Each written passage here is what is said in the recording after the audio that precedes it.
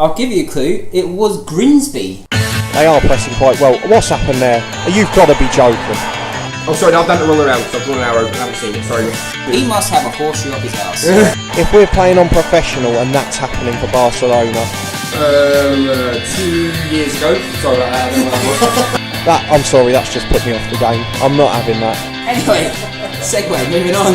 What has that got to do with football? Why is that at a football ground? Hello and welcome to the Honest Football Podcast, where we bring honesty back to the beautiful game. I'm Craig Savage, and with me as always is Daniel Cody and Charlie Betts. Coming up on the episode, our weekly review, along with our big topic, which is captains, and our usual features, question of the day, and story of the week.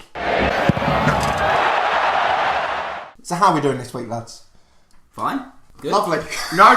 Fantastic. No, what have you been up to much, Craig? You've got some breaking news for us. I have breaking news. I've given my date for my operation. Your second operation. The second knee operation. Same knee? Same knee for the ACL. It's on Monday the 8th of October. Ooh! So only a couple of weeks away. So that does affect our schedule a little bit for... It's on the week of non-league day, I believe, isn't it? It is, and I will be going to a non-league game that Saturday. Don't worry, I'll be out of hospital by then. It'll be my own team. I think you'll be very ambitious, Craig, about this, having had the similar op. I think you'll be very ambitious about how quick you'll get out. But to be fair, I did that last time, so... Fair I comment. think we might have to have a special Sunday buffet recording. Sunday buffet. Look, I'm going to make it to the buffet. No, but that's the day before, that's what I mean. Oh. See? You didn't think of that one, that's a perfect. Game changer that is, that's a game changer. I agree with you on that. What about yourself, Charlie? I played my first game of five-a-side in a year today. Craig's favourite sport in Yeah, life. it was going well, but I did... Because you knew how bad five-a-side was. No, what it was, to be honest, my legs got a bit heavy after about 10 minutes. And then, 10? Yeah, I'll be honest. That's more than Cody anyway when he's fully fit. I struggled big time, but in a nutshell, I basically ended up in the goal because I went to run and my left leg was just like, nah, I'm not having that. So at it all. was your left I leg? pretty much face planted. It was terrible. Yeah, just amongst some staff. Was it your left leg that was the Yeah. It was just amongst some staff at work. But yeah, I just literally just collapsed. Like I just gave up. My leg just went. It wasn't in pain. It was just like, no, I'm not moving anymore. Well, you've made that very dramatic indeed. No, and another thing that I did this week actually, obviously the whole thing of the Champions League and all that has been on. One person I recommend you should follow on Twitter is Crap 90s Football. Okay, if you get at crap. At Crap 90s Football. Yeah, honestly, it's just some of the most amazing goal mouth scrambles you will ever see from Crap 90s football teams. I mean, the one I saw today, I think was Lincoln and York. Like, unbelievable. Oh, was Swansea and York, wasn't it? Was it Swansea and York? Sorry, Swansea and York. Yeah. I was about to say, and we can already tell Craig's going to have a shocker this week, and then Charlie joined in with a fun. Speaking of shockers, what were you? Well, as you know, Craig, Charlie has been telling you all about it. I've been embroiled in some Twitter controversy with Charlie. So obviously I was on my Football Manager one.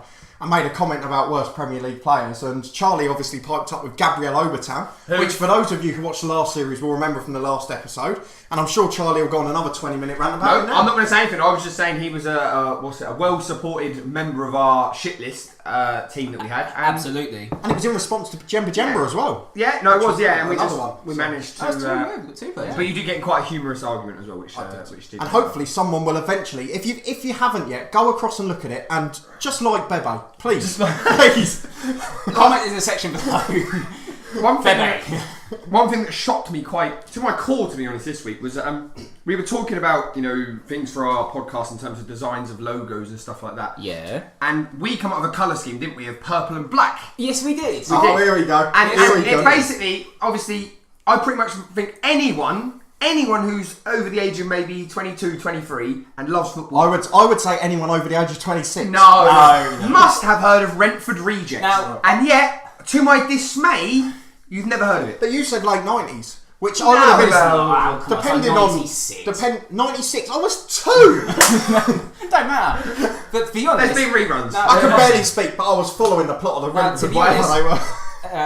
As you can see on the logo on the screen, obviously purple and black. I did that to take the piss. And so you designed it. We are getting away from the fact that actually Brentford Rejects was possibly the greatest show to ever watch as a child growing up. The first one I remember was Fashion UFC, not long after. And I'm sure that will rival anything for the worst TV programme. Do you remember, what ground they played at? Hendon. Yes, they did. Unfortunately, it's not there now. Obviously, Hendon have their Kingsbury ground now. Very odd thing. But yeah, if you haven't, then you should watch Brentford Rejects on Nickelodeon. Yeah. I know I won't. Back catalogue.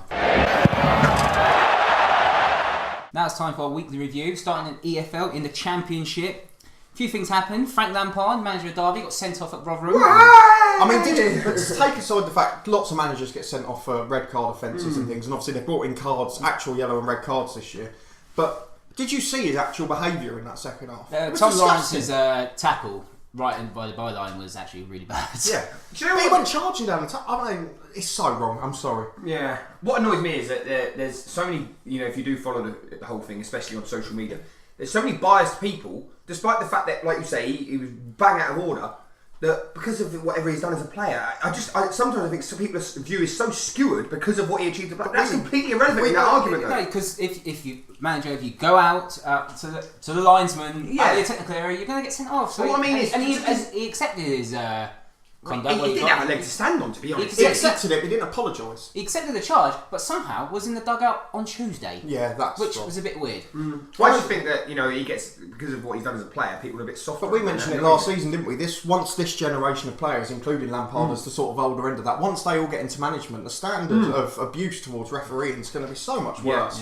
Yeah, no, I totally agree with you. Speaking of Lampard, his former manager at England, Steve McLaren, with QPR's got into a good run. 3 wins out of 4, considering how they were in August. Lost 7-1 at West Brom. Yeah, well, I just pointed out during the week that where has the McLaren out brigade gone that was so evident after 3 games, I think, when they lost 7-1 to West Brom, was it? Yeah, I just said that. And they were all there. So we're all having a shocker. We're all in the club now. But yeah, after that game, there were people calling for his head saying, "Oh, it's the same old McLaren again," and they're on a decent run now. Yeah. And they've had a tough time off the pitch, so he might actually bring a bit of stability and could help himself, to be honest. It is a shame, because I do have a bit of a soft spot for QPR. You do sort of think that the fans what I mean is the fans have been through quite a lot. A lot of what's happened to them isn't their fault or they're doing. No. Do you know what I mean? And it's always been quite a well... They weren't complaining when they brought the way to the Premier League, though. No, I completely agree with you on that, but I just think, but that wasn't the fans' fault either, and all of the cock-up after that. I just feel like, they've been through it. It's quite nice to see them actually having a bit of steady progress for a while. And it's good to see McLaren back on form, because to be fair, I know the England thing was disastrous, but over in the Eredivisie, with Twente, he was absolutely brilliant there. Yeah. So. And speaking of QPR, Championship clubs have been briefed on penalties up to 21 points if they breach spending regularities. Say that again, sorry. 21 points deduction. They could get 21 points deducted if they spending irregularities. They spend too much when they can't actually. What will actually happen, like has happened already this season with Birmingham and Bolton, they'll get a slap on the wrist. They won't want to ruin the competition. They won't do anything unless it's one of the smaller clubs. I bet you if that had been Rotherham and not Birmingham or Bolton, they would have got a points deduction. Or Luton. Yeah, or Luton. 3 years in a row. 3 years in a row. Yeah, 21 points. That's 7 games. It's a lot of games to try and catch up. I've got 2 other little points I wanted to bring up on the Championship. Only little ones, linking back to our pre-season predictions again.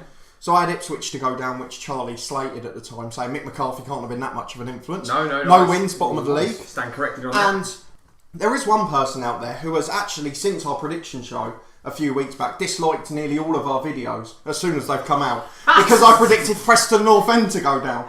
Oh, I remember this. He had a massive slag off at me in the comments, and I'd just like to point out that they're sitting in 23rd. Okay. See you in League One next year. Talking of League One. Segue.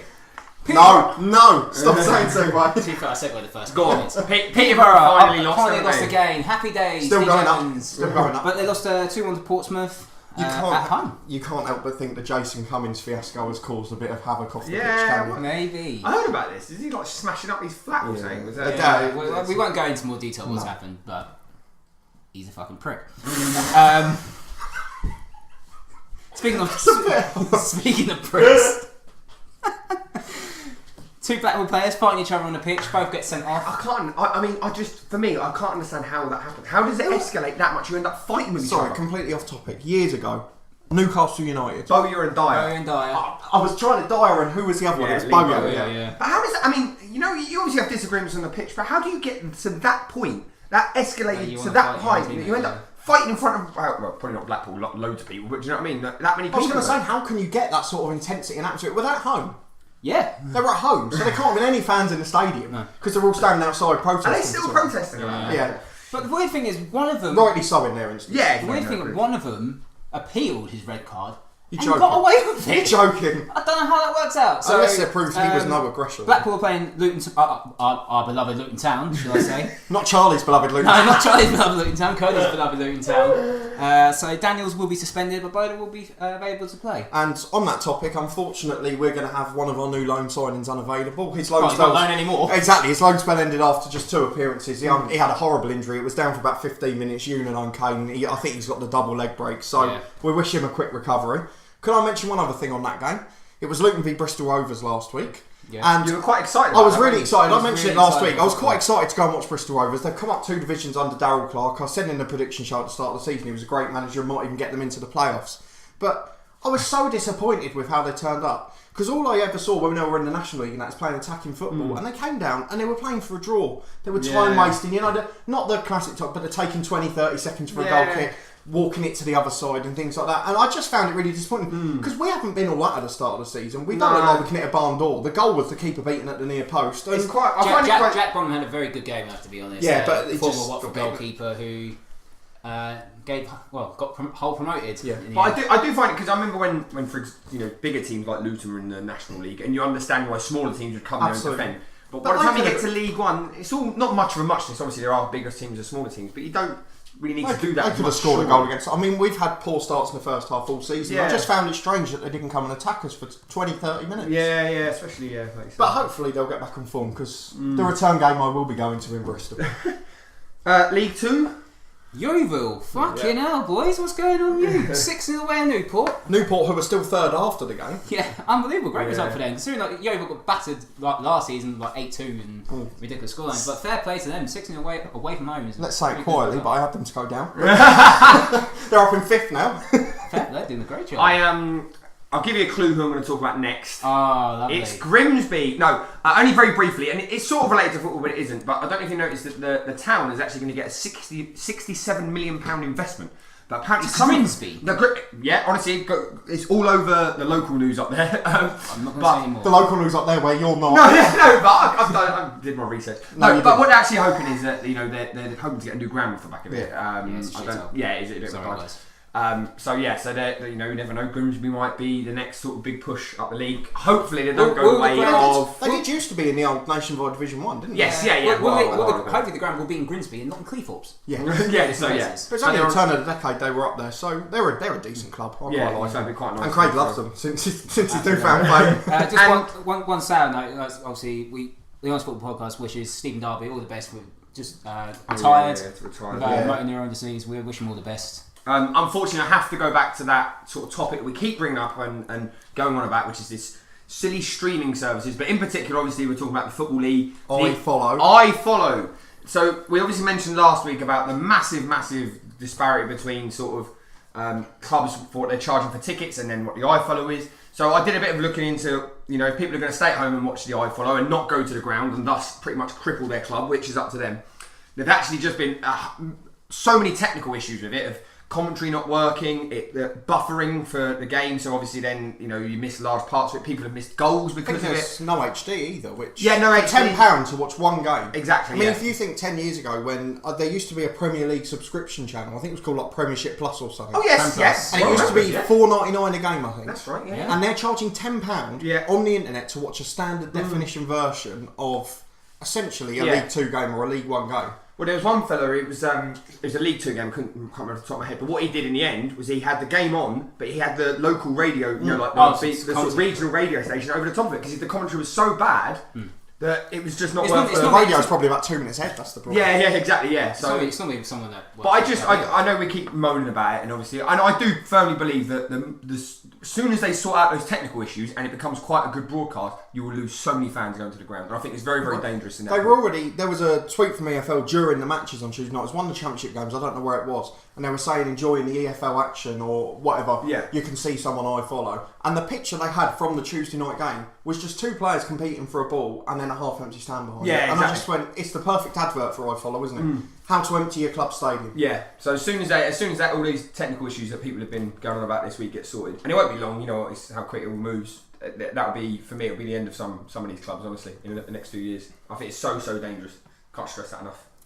If you want to hear more on Charlie's moaning, you can listen to the midweek rants on Tuesdays on the YouTube. Moving on to the National League, Graham Stack has retired from Eastleigh. Did you know? Graham Stack I didn't know that. Yeah. The TV game tomorrow. Yeah, obviously TV game against Dagenham Redbridge. Tim Howard's new club. Yeah. Yes, yeah. Live on BT Sport. Graham Stack's now gone to Watford as a goalkeeping coach. Oh, that's an interesting is move. Yeah. So he's going to improve Ben Foster and... Aurelio's still there on the bench, I don't know, is he? I think so. Oh, I haven't seen him going anywhere. Yeah, probably crying anyway. I've got a couple of points on the National League. They're more about on the pitch things. Harrogate's still top, which is obviously a great story for them. That is a great story. They've done so well. Everyone expected them to go down. Shame they won't go up though with the pitch. They won't go up with the pitch, and let's be honest, it's unlikely they're going to start there all season. But to be 12 or about 12 games in and to be almost virtually secure of relegation is absolutely brilliant for them. So yeah, good result at Maidstone.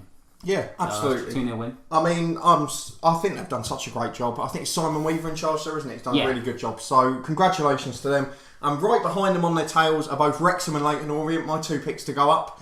Macaulay Bonne was brilliant again last weekend. And Raquel Pike, one of the men I tipped in a prediction show, with a very cheeky back heel to set up a goal for Wrexham. Cheeky back heel. I mean, I'm not doing, this isn't a midweek rant, but I hate the use of the word cheeky for anything in football. It does my head in. Sorry, that audacious back heel. That really fluke back heel. There was no fluke about it. It's a very good goal, to be honest. One other little bit from the National League is obviously Chesterfield have really been struggling after coming down from League 2. Martin Allen in charge, so he's brought in a former Luton player. Yeah, your beloved former Luton Town player, Jonathan Smith. Jonathan Smith obviously had quite a bad injury at Luton, but before that he was absolutely brilliant. He's a really hard worker and he's one of those sort of leaders on the pitch, which is something we're going to come up to later when we talk about captains. So I think that's a really good signing for them, and I have no doubt they'll be in the top half by the end of the season. On to the National League South. Southtown have a FA Cup second qualifying round against Shoalin? Something like that. Anyway, don't matter. Apologies to any bands out there. Sorry them. But they've been struggling. They've tweeted about three times this week that they need a goalkeeper. Well, yeah. Is it? Am I right in thinking it's a backup goalkeeper? Well, no, their original goalkeeper got injured at his elbow. But they've still got and as far as I'm aware, the next one who was actually in the club was a 15-year-old who they were worried about. He can't play. Yeah, but part of it is, from what I can gather, is in the FA Cup, do you get 2 extra subs? Is that right? 7 subs. Because usually Slough wouldn't have a second goalkeeper on the bench, so that's why I think it's caught them out a little bit once he got injured. One of the other things from Slough Town this week is obviously in their actual National League South game, they won against the league leaders at the time, I think it was. Yeah, they went down to 10 men in the first half an hour and won the game 4-2, I believe. So congratulations to them. And the only thing that annoyed me a little bit was if you then looked at the non-league, not just the non-league paper, but that sort of scene. Everyone was banging on about Salford and all these, Billericay, all this sort of stuff. And I think that result went completely under the radar, and people don't give it enough credit. Another thing that went under the radar, Michael Spillane, another former Luton player, at Chelmsford this week, scored a goal from 60 yards. Okay, a bit like Beckham's in terms of the finish. I thought it was better. Well, Stringer said it was better than Beckham's, the Chelsea manager, and it was better than Beckham's because not only did he score the goal, but he actually brought it out from defence first. Yeah, exactly. He made the interception, he brought it out from defence, and then had the pop from 60 yards. And he sort of not hits it on the move, but Beckham was obviously fairly stationary when he hit it. And it's a very slow moving ball. I mean, it's a fantastic goal. He was always a good player, to be fair. He's just struggled fitness-wise. It's just a shame, I think, a little bit. Obviously, we are massive fans of non-league football, but this whole Salford City thing is, whatever you think of it. Stop taking blame at Salford City. No, but I just think it seems to dominate so much. They're doing okay now, but they're 4th in the league. They're doing alright. They were expected to win the league and they're 4th. And every spread in the newspapers about them. They're one of the first games on the highlight show. This week was about the first time they weren't. Yeah. But they just keep dominating the news. There's big clubs like Leyton Orient and Wrexham and Hartlepool. Leyton Orient had a piece last week on BT Sports. I just think... Bond, that's what they were talking about. But I think it's teams like Slough who've had a good result. And, you talk about Harrogate. Really, I mean, to be honest, if you was to get someone who maybe who wouldn't know much about the National League, they'd tell you all about Salford. They'd probably tell you about Billericay in the South, National League South. Who I'll be talking about next. Yeah, but, do people even know that Harrogate are doing as well as they are? And I just think sometimes that sort of side of it gets missed. I think it didn't help Harrogate that the game now on TV. They were absolutely... No, yeah, I agree. Atrocious. But, if they're outperforming, why are they not on... But anyway, that's not... So, let's move on to the usual weekly topic. We've got to do one week where they're not... of the week. Moving on. They're not featured. We have to. So, you have to. The good thing with this one is we can say it's about Hemel Hempstead instead. Yes. So, obviously, another former Luton player, Dean Brennan, not a very good one to be fair. He's been doing a really good job in charge of Hemel Hempstead. I think he got them into the playoffs last year after a few really stable years at that level. Yeah. And he's chosen to go to Billericay. Now, I'm going to assume... He was chosen. I'm going to assume that financially it was an offer he couldn't turn down. No. But what I want to get to with this is he going to be allowed, as a manager who's gradually built up a club, is he going to be allowed to do that at Billericay? How long before, like Harry Wheeler, they're losing a game at half-time and Glenn Tamplin says, I'm bringing on Kevin Foley because he's my biggest paid player or whatever. Do you know what I mean? Well, do you know who his assistant manager is, Dean Brennan? Do you know who it is? I don't know who it is. Glenn Tamplin! Oh, what a surprise. Honestly, Are you serious? Assistant manager. He's named himself as assistant manager. What job for him? No joke, honestly. He can make it up next level if he wanted to. Unbelievable. If he's agreed that contract knowing that he was going to be the assistant, that's ridiculous. Yeah. Because all that's going to happen is Glenn Tamplin will... That proves that the owner wants to pick the team again and doesn't trust the manager immediately. He's actually... whether he's employed himself, but he's named himself as assistant manager.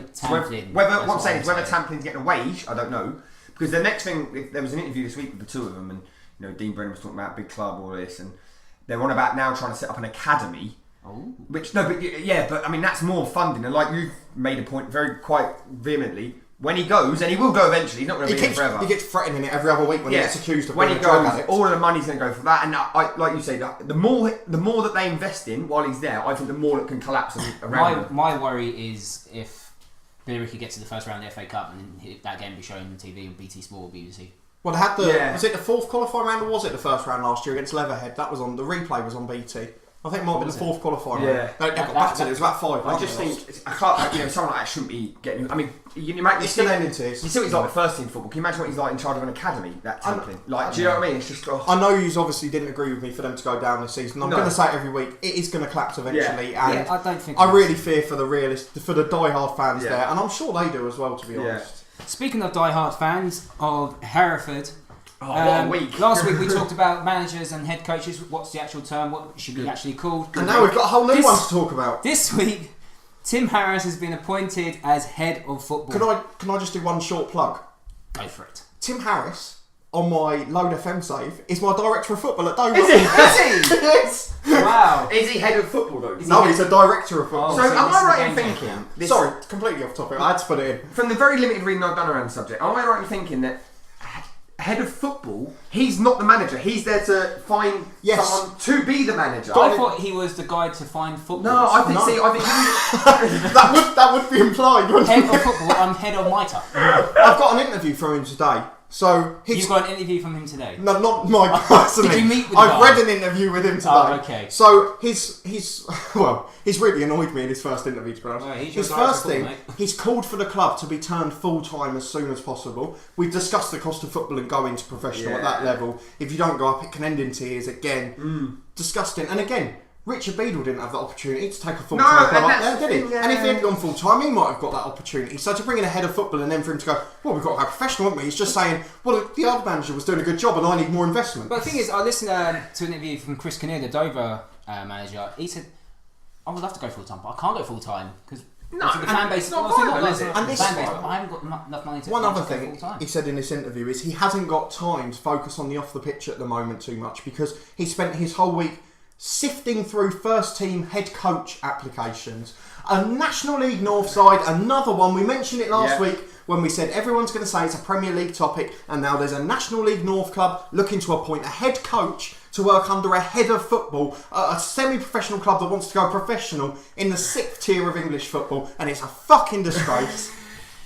No, I just think... Okay. No, I do agree with you. I just think, like you say, the resources... I mean, how much... I don't know if you know. They get a good game. But how much must he be getting to essentially be a recruitment officer? That's essentially what he is. He's doing what I do at work, isn't he? He's reading through reception applications going, I'll give that one an interview. He works in HR, basically. But how much would someone like that get? And you put that against... I know they get a good game, but against how much their turnover is going to be in the league that they're in. I guess it's like a massive waste of money. The only one positive I would say is, unlike Billericay, at least it's a role held by someone with a football background. Yeah. But again, as we've said last week, it can work if the team works together. Yeah. And I guess if he's picking the candidate, hopefully that will be the case. But I just worry about the dynamics. At Tier 6, there's not really that big, strong scouting team in the background. The ironic thing is the invention of the name head of football. That's such a vague term. He is looking after football, so that's my opinion. Can I mention one other lower league thing that's not in England? Go for it. Because it is a non-top division podcast. I want to talk about the Bundesliga 2. So the second division in Germany. The second division in Germany. Go for it. And it's only because before I left to walk here to Charlie's house to do this podcast, I watched the first... Tell the viewers and listeners where we are. And the postcode is... But no, before I left, I watched the first 55 minutes of, excuse the pronunciation to start with, Sandhausen That sounds right, yeah. versus FC Cologne. Oh, right, yes, Cologne. Of course, Because Cologne got relegated yeah. last year. Still playing in their defence, German first-choice left-back Jonas Hector. What? Still playing there, stayed over the summer. A lot of respect for him for doing lot that. of respect for him. Give him credit, yeah. One club man, all great. But they were 2-0 up after 55 minutes. Same man has scored 2 goals. They were both from set pieces that they were employing man marking defence. Oh, here we go. And we'll end that topic before Craig gets to say something about it. And now it's time for Story of the Week.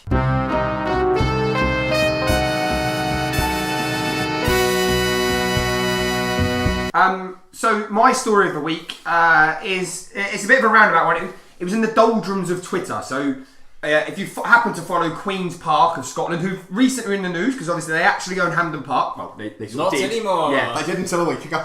That was the news. So I was just sifting through Twitter as you do, and then off the back of this whole Hampden Park story, I started to follow Queen's Park, and then I saw a very angry tweet from Queen's Park Football Club. Basically, I saw this. directed at just a random woman from Canada. Sorry, what?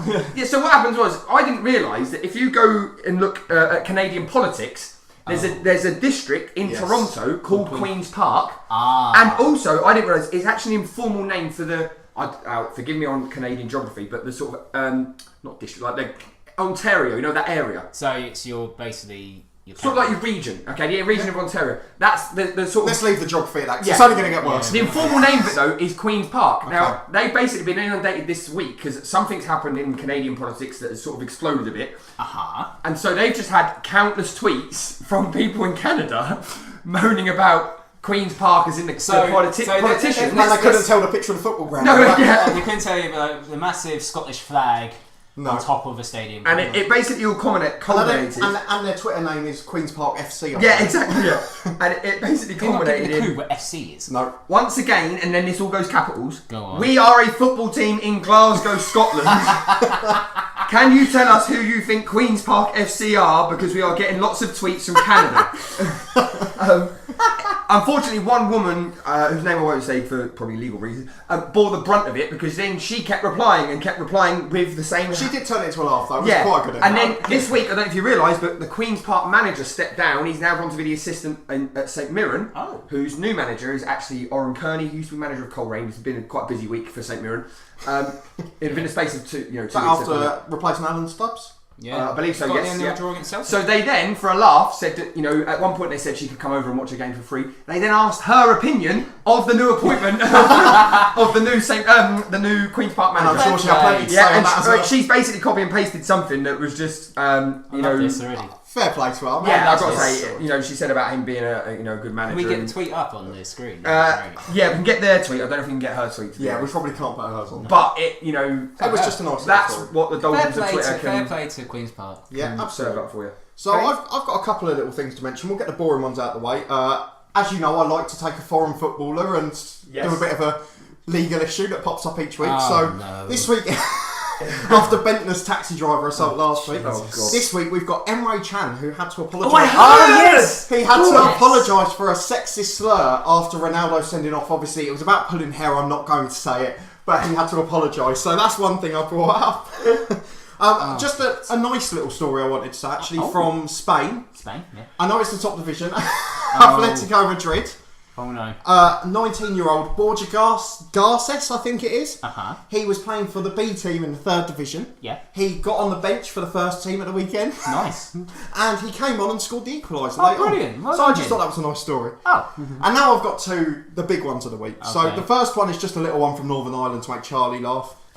Former Norwich City and Northern Ireland midfielder Philip Mulrine. Phil Mulrine, whatever you pronounce it. Yeah, go on. He became a priest and did his first mass this week. Oh no, I heard about that. He used to play for United, didn't he? Yeah, yes. he did, Yeah. I've heard that story before. So that was one. But now I've got my big one. And hopefully this will compete with Charlie's. This is the big one. Yes. Yeah. We are concerning former Everton fullback Tony Hibbert. Right. Go on. If they scored... One club man, famous for never scoring in 265 Premier League appearances. Did in his testimonial. He now, this week, it popped up in the news, runs his own fishing lake in France. And hang on, it gets better. He featured in one of the most recent editions of the Angling Times on the front cover because he caught a whopping £42 carp. And it just tickled. It just really tickled me. A £42 carp. It's not the first time a Scouser picked up a £42 carp. He's not the first footballer to be on the front. We've had Seaman and Bob Wilson before, but I just thought Tony Hibbert was a bit out of place for it. Of course you have Seaman on an angling. But it wasn't a great story, but it just really tickled me. Of course it will tickle you. Tickle the fish as well. I do love when you hear about footballers who not have hit hard times, but once they retire, they go into some sort of wacky business ventures. Not ones who struggle. I do like that's a sad story, but the ones who do like that, they own a fishing lake. Or Anders Limpar, the old Arsenal player. He owns a restaurant in Sweden, and he was recently tricked on a prank TV show in Sweden. I don't know if you heard about this, where they tried to convince him that he'd travelled in time 2 years forward. So he thought he's in 2020. No, it's filmed a couple of years ago, but basically they got stuff like he had a puppy and they got the same breed of dog, and when he got out, so I'll tell you. So it was like a bigger dog. So he's gone on a plane, basically with these scientists, and they told him they're going to turn him. They're going to move him 2 years in the future. The plane's taken a nosedive and come back up to sort of go along. Honestly, the logistics of this sound incredible. It's on YouTube, but it's all in Swedish. It's a problem. So he's taken this nosedive. I can't expect that. They come out. So he had a puppy. I can't think. It might have been like a Labrador. That's not important. It gets out. No, but it gets out of the plane, and they've got a fully grown Labrador to try and obviously. And then they took his wife and dyed her hair and made her look a bit older. They told him that who was it? Norway. Was it Norway? I think. Norway won Euro 2020 or something like that. It was it's the most ridiculous. Won the World Cup 2018 World Cup. Honestly, it was absolutely potty. Now that should have been your story of the week. No. Yeah, but I'm just saying, I do like these stories of people who what do they do after football. And obviously, this is called Story of the Week. We presented multiple stories. Craig Savage, you have been chosen, just as with the Shitlist in Series 1, to decide what is the story of the week. I do love Tony Hibbert with. And I'd love to hear his Scouse French accent, by the way. And that was Story of the Week. Well, 2 out of 3 here have been captains. Charlie, you've been a captain. Well, you were my captain when we were playing for Luton Schools. Not a very good one, but yes, I was. You've got to remember my dad was the manager though, so that's probably why I was captain. But I started, to be fair, because my dad was an assistant. But I was the captain for my Sunday side. Cody, you were nothing. I spent my whole childhood as captain of my Sunday league team, I think you'll find. So why don't you get actually, I believe there's a funny story from when you two used to play together on Sunday. It's one that you don't remember, obviously. It's something that you did remember at the time. We had a game in our second season at USL. We were playing in a random game. We had quite a dodgy team at the time, a few rough edges, let's say. Our regular captain at the time was off for that Sunday, as his form became a bit sketchy towards the end of the second season. He was also named after a fish, ironically. And how old were you when you were playing? I was 17 at the time. And so Craig would have been what? Early 20s, mid 20s, something like that? About 22 maybe? 21, 22? Probably. Yeah. Who was our captain then? No, we turned up for a Sunday league game and it was selecting the captain after that person had been away for a one-off game. And our beloved manager, Kieran Fay, picked me instead of you. And we lost 6-2. There you go. He's learned his lesson. He was technically your captain for one game. But one game, anyway. Back to the series. Who was our captain? Sean Malone, mate. Oh my god. Back to the serious debate of captains. And, I suppose we can talk about the modern developments of the game. Do you sort of need one? Is it worthwhile now? What's the crack? Obviously, you guys know that I mentioned this as a potential topic this week, and there was a very specific reason for it, because this year, for the first time that I can really remember, there were a few clubs that have come out at various levels of the game below the Premier League and said, we're not going to have a club captain this year, which is obviously something traditionally that's always been in football. And I'm sure Craig the Grandaddy's already pulled a face at that one, so this will come back to bite me in 5 minutes. No. Obviously, in England, taking aside the club captain debate, where it's sort of become this big thing about having 11 captains. Yeah. But thinking about on the pitch is obviously we talk about the position of a captain. Yeah. And I just wanted to get across between the English culture, where we always say it's got to be a defensive player who can see the whole game. I think it's to see how the difference were between Europe. So, just to quickly clarify, you have to have one by law, don't you? By the law of the game, you have to have a captain on the pitch. Yeah, what I mean is like, because the referee will need to go up to the if you want to speak to your captain, say right. Was it last year? Warn this player that I've warned him now. Can you tell him to shut the fuck up, really? I can't remember. But yeah, you want that leader on the pitch. So Arsenal last year, there was a team in the Premier League where I know we're not Premier League, but it was just a little story. A team had bought their captain off, but he'd forgotten to give the armband over, and they talked about a hefty fine. I never knew if they ever got it. But it's just one of those stupid things we talked about the cost of football administration. Yeah. It's forgotten to give the band over and you're going to fine them thousands of pounds. But you get fined for not having a captain's armband at Sunderland. It's true, yeah, you do. But yeah, no, I get go back to your point. I think in terms of, I think a captain here seems to be a much bigger thing than, and I haven't played in Europe, but just from the culture you pick up on, being a captain here seems to be a much bigger deal than what it does in sort of European. Well, I don't know why. Well, Barcelona had 4 captains one season. Yeah. So, yeah, I suppose, should we maybe go back a step? What is the actual point of a captain? I know by law you have to have one, but I think within a team, what is the point? Yeah, traditionally, what is the point of captain? Because like you say, that determines generally what position that's given. So, if you want it as your leader, so if you're as manager or head coach, plugging for last week, but would you have your captain? It's like, right, I'm having my captain. This is the reason I'm having my captain. He talks. Well, what do you want from your captain? I suppose is the question. And that changes, doesn't it? Yeah, I want my captain to. Either lead by example. Exactly, I want my captain to lead by example. I want them to be the vocal, be your. But it's funny you say that because from my experience of playing, and not in an egotistical way, and I really don't mean this because personally I would never have picked myself as a captain, but I've been a captain at a few different clubs. I'm very loud on the pitch. I have to tell you that I'm possibly the worst trainer in any team that I play for. I hate training. You were. And things like that. I'm not exactly. Very rarely we're there to judge. No, that's what I mean. No, but it's true. I sometimes turned up pissed. I was sometimes. but I wasn't there regularly. But because I was vocal on the pitch, they saw that as probably the most desirable attribute of a captain. And yet, surely the whole point of a captain is not that. But that comes back to my problem in this country is, don't we always judge it based on what we see on the TV? Yeah. It's got to be the loud vocal, the organiser or whatever. And we don't actually think about performance and things like that. When I wanted to be captain, I wanted to be captain for a reason. I wanted to be, because with the Sunday team that we had, I wanted to, because I had the most experience. Yeah. That's the reason why I wanted to be captain. When I was with Crawley, I'll be honest, because I wanted to be captain at a certain point, because I've been there the longest. So there's a couple of reasons why the manager will pick a captain. He's been the loyal one, he's been here for 8, 9, 7 seasons. Right, he's going to be my captain. But that comes back to when I was made captain at the age of, 11 for the kids team. The only reason I was made captain is because I was the loudest, most confident and most vocal. And I was playing centre-half and the most moaniest bastard ever. But it was on nothing technical or tactical or any basis of training performance or anything like that. I didn't stand out. Because I don't know what you think now, but particularly maybe when you go higher into more semi-pro leagues and stuff, do you really... I mean, for me, it seems like the main job of a captain in this country is to motivate others, Yeah. Do you...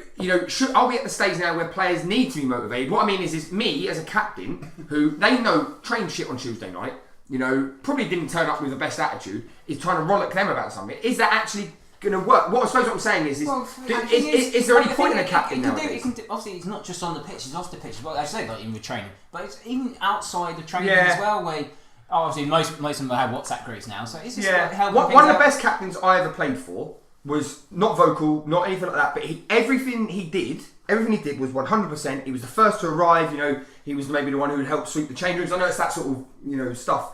He wasn't very loud. He wasn't, a dominating person in the dressing room, but he did everything to the best of his ability. And there's another argument with this. We've talked about managers and head coaches, or head of footballs. Whatever. Let's not get into that. At the lower levels, in particular, low semi-pro, Sunday League, amateur football, things like that. About the managers not knowing really what to pick a captain based on. They just go for the loudest person or the best trainer or one certain thing.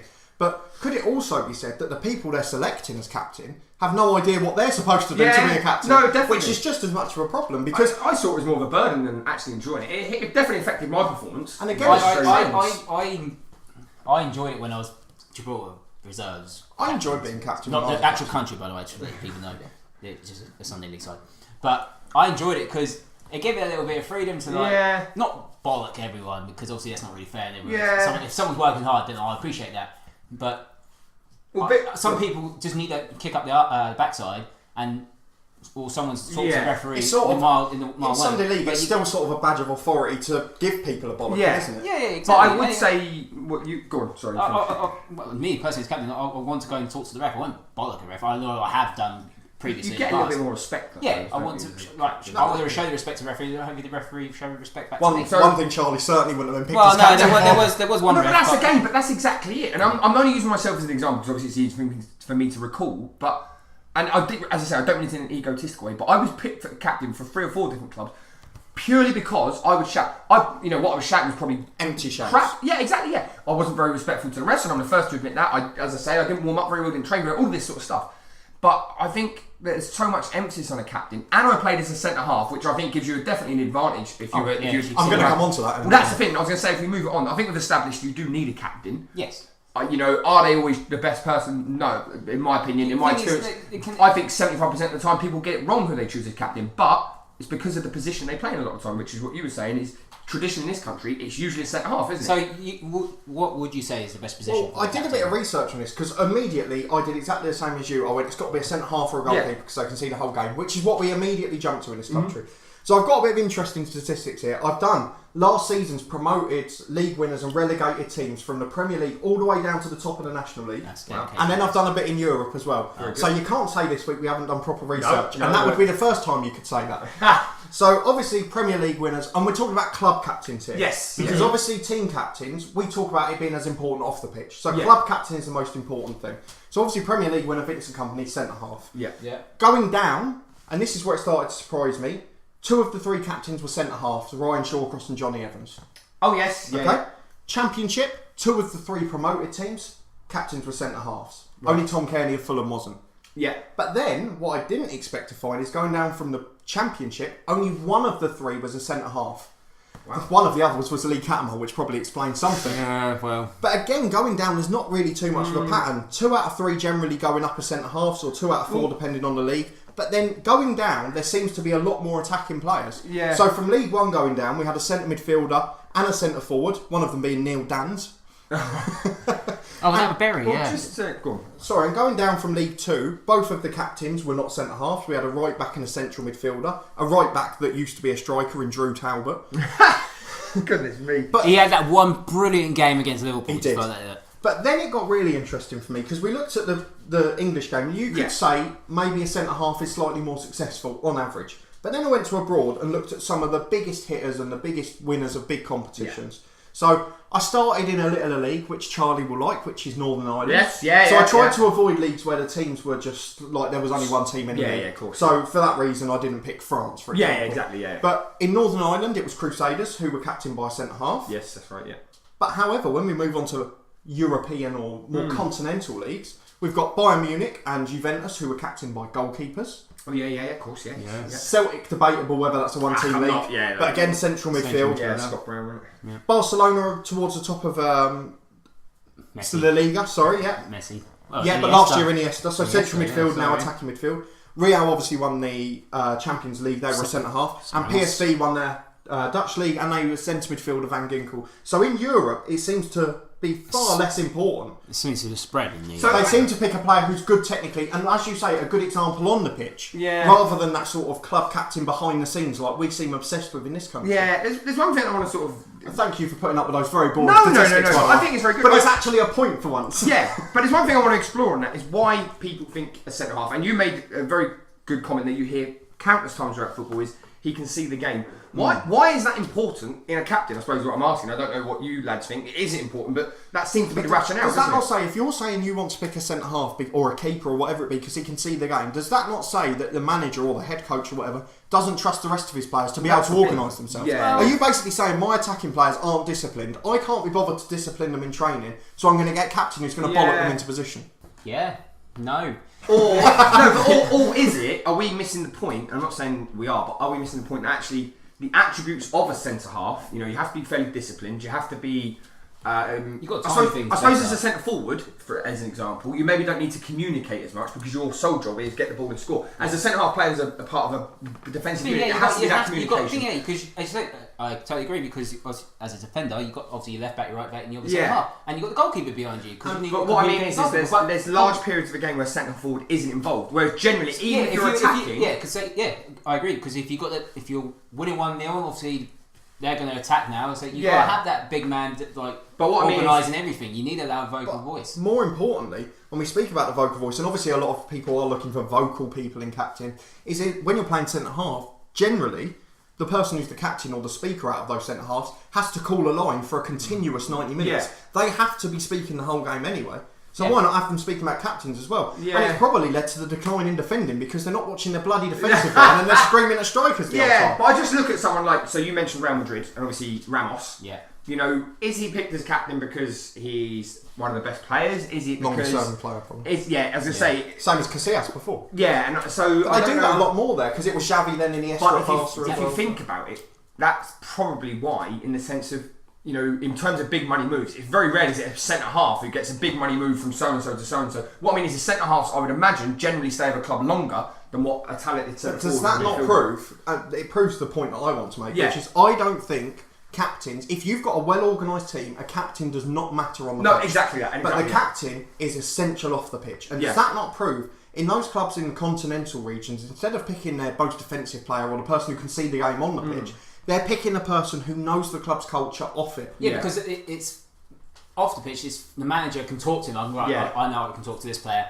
What's the player's feeling and everything like that. Because Sir Alex Ferguson was perfect in picking captains and go, right, how's the players doing? Yeah, but I love your Scottish accent. I was a very Scottish accent. I do agree with you in the sense of probably. I'm happy to do the research of it in the sense of I do think that probably most longer serving players would be a centre half. You know, fullbacks maybe to a point, but fullbacks come and go quite quickly. Anything in front of the back four then is constantly changing in most clubs. Yeah, centre back and goalkeepers seem to be the two. They're stalwarts, aren't they? They're going to be the longer serving players. So that maybe completely backs up what you're saying. Is it's that influence? But there is an anomaly to that research, which is obviously one of the teams who went down from the Premier League and are now in the EFL were Swansea.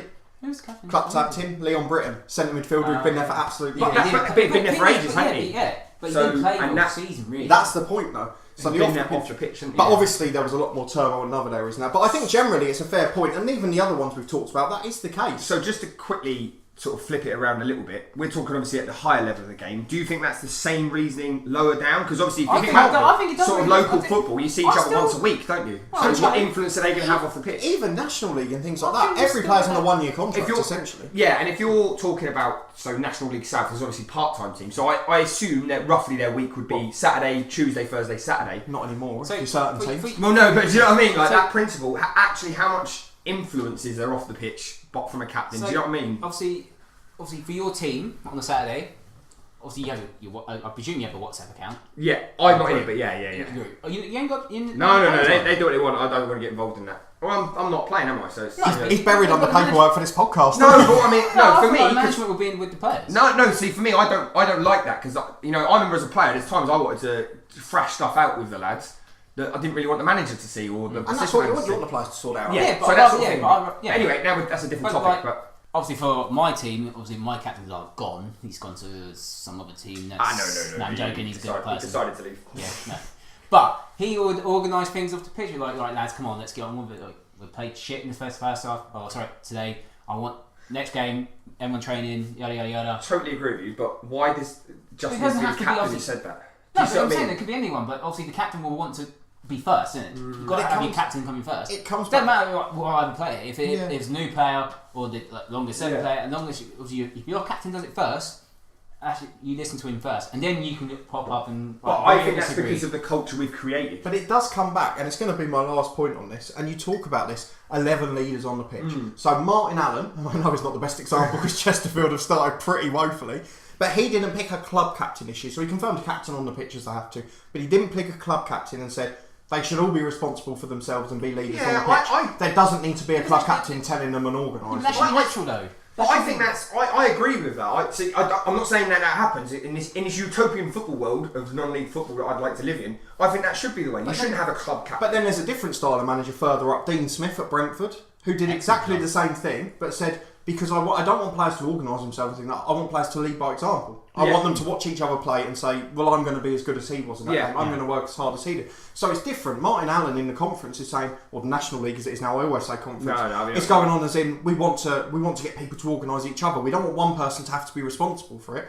Whereas at the other level, higher up, they're saying, we just want you to set an example. So could you not argue that, do they not prove, because Brentford have done quite well, that you don't need a club captain off the pitch even there anymore? And it's completely defeated my argument, because I came into this wanting to say centre halves have to be captains, defensive players can see the game, and they have to have a club captain. It's so important. But all the research suggests no. So you head coach, manager, head football, wherever you are, you would pick the centre half as your captain. Not now. I would have Not now, before. 'cause you just But argue against the yourself. research, when I looked at it, I was so sure that a lot of the poorer teams wouldn't have centre halves as captains, and all the successful clubs would have defensive-minded players. And I was completely wrong. And I've got to be honest, my point's completely changed on this from the start. So we spoke for. Well, it was useful for me because it opened my eyes. But I've just dragged everyone along for 10 minutes. But I think it is Thank you. interesting. Yeah, no, I do think that's an interesting topic. It's a debate that'll probably come up. And I think if we're still going in 5 years' time, I think that the whole thing of captaincy would have evolved by then. I think we're on the verge because teams like Brentford that are doing it, it will start to filter down. And all I'm going to make a bold prediction. If they become successful, I'm going to make a very bold prediction. In 5-10 years, if we're still going, it will not be compulsory for captains to be on the pitch. No, I agree. I think that's the way it's going. There won't be an armband.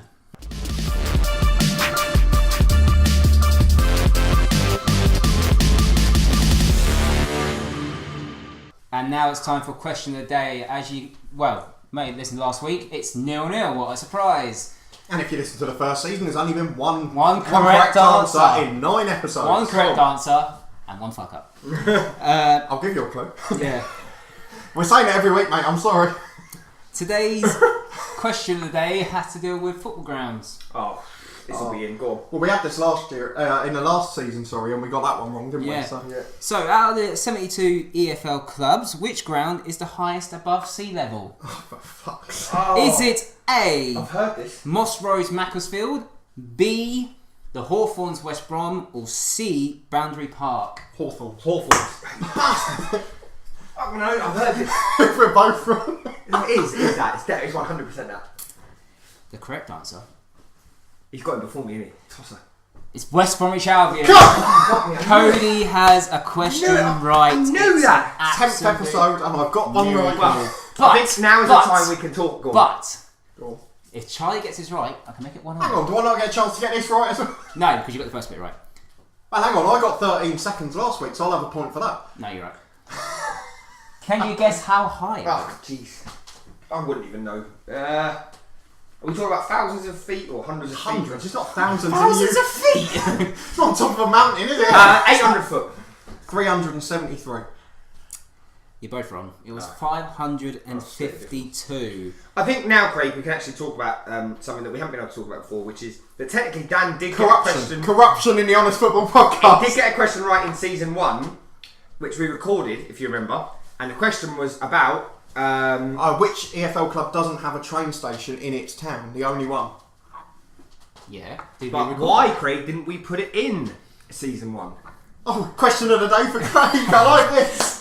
I don't remember the answer either. I don't know. No, I tell you why. Because he knew the answer before you asked the question. Oh, he did. He did. And you got in a strop because you didn't even get to ask the question. No, yeah, because we were talking about how he wanted to go to Fleetwood for the game. Whenever it was going to be. I booked my train tickets for the game in February. And then I said the week question, before. and then I don't know why we didn't So actually. poor Dan technically drew last season. Technically, but it wasn't recorded. So, but he's won it up. It just proves there's corruption at every level of the game and in every level of the media. Also, one final question. Well, even though it's not a question today. Do you know what the lowest? The lowest ground? Lowest ground, closest to the sea level. I'd probably have a pop at Fleetwood again. Ooh. Oh, it could be Brighton. Oh, hang on. No, you said Fleetwood. Sorry, mate. It's got to be something down south thinking about it. Yeah, Brighton. It's not south. It's our famous friends in Grimsby. No! That should have been question of the day. Yeah. With 2 feet. Only 2 feet above sea level. Right. So that wasn't quite question of the day, Craig. That was 4 questions of the day. Yeah, but the main one, I got right, and it's 1-0. Yeah. And I will be standing in the corner flag with the ball firmly inside the quadrant, which you'll hear about in a few weeks' time in a midweek rant. Oh, for fuck's sake. Well, that's it. Thank you for listening. Don't forget to like, share and subscribe for 2 new videos every week on the Honest Football Podcast.